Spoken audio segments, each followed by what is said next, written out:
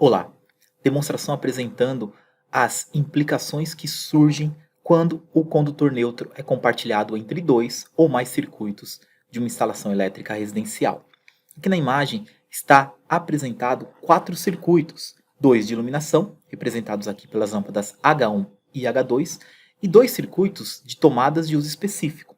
Uma tomada dedicada a alimentar a máquina de lavar e uma outra tomada dedicada a alimentar o micro-ondas. A tensão de fase e fase nesta instalação é de 220 volts e a tensão de fase e neutro é de 127 volts. Um ponto importante a ser observado nesta instalação é o condutor neutro, que está sendo compartilhado entre os 4 circuitos terminais, os 4 circuitos presentes nesta residência. Se este condutor neutro se romper em qualquer um dos pontos, teremos algumas implicações, como será apresentado aqui. O condutor neutro compartilhado desta instalação elétrica sofreu um rompimento do circuito de iluminação 1 ao circuito de iluminação 2, representado aqui.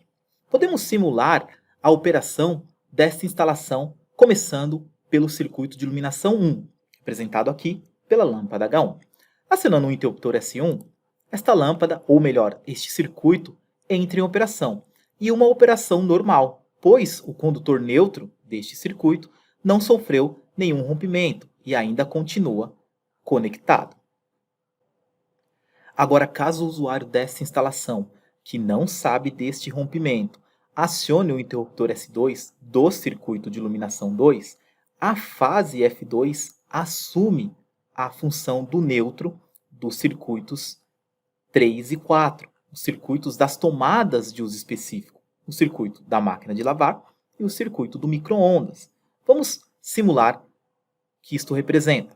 Acionando o interruptor S2, primeiramente a lâmpada não deve acender, pois temos um neutro interrompido. Mas essa fase F2 que chega no disjuntor F2 e no interruptor S2, ela assume com este interruptor fechado a função do neutro de ambos os circuitos de tomada de uso específico.